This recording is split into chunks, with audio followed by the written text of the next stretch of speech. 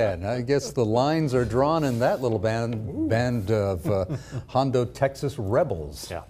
Okay, Roland joins us now with the first look at our forecast. Warmer today. Yep. Even warmer tomorrow, right? It's going to be as warm tomorrow, and then a cold front comes in, guys. And I know we're talking a cold front. It's the end of June, and the answer is yes. In fact, it's a very vigorous cold front that's headed this way. Time-lapse video from one of my favorite places, that is Redfish Lake. Still got some snowpack up in those mountains, and it's still coming down. And with the temperature readings, we're going to be seeing that snow is going to continue to melt rapidly. So right now, what we're seeing is very dry conditions across the state of Idaho. But on the Doppler radar, notice this activity that's going on right off the coast of Washington. That is the leading edge of the cold front that is headed our way. Now, the almanac so far today, the high temperature has been 91 degrees. That's way above the average of 84 degrees for this time of the year. Tomorrow, we're probably going to be as warm tomorrow, but it looks like we got some significant cooler weather that's on the way.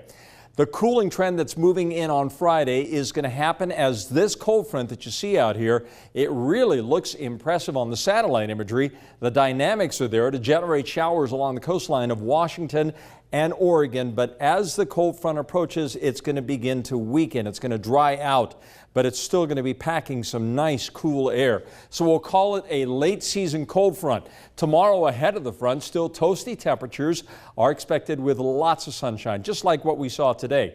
But then on Friday, the cold front dips on in. The jet stream is supporting this area of low pressure, so we'll see cool and windy conditions on Friday. So how cool is it going to get?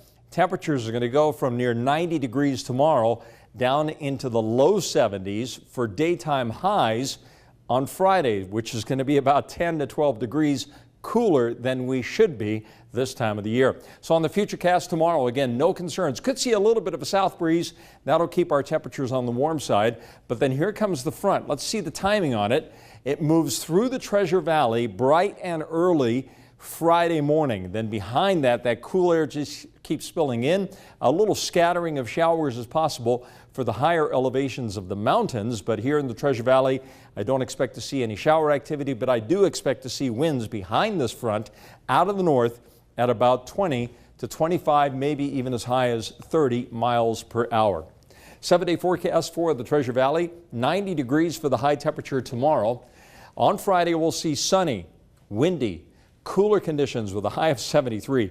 Doesn't last very long because Saturday it's going to be sunny and 80 degrees. On Sunday, we go back into the low 90s. Monday in the 90s we stay, and it gets downright toasty on Tuesday and Wednesday. And the mountains may see a couple of showers with that front on Friday, but otherwise the weekend up in the higher elevations of the mountains is going to be absolutely fantastic. So crazy, but it's happening. So this front, even though it's coming in, going to bring cooler temperatures, even in the mountains, it's not going to give us rain.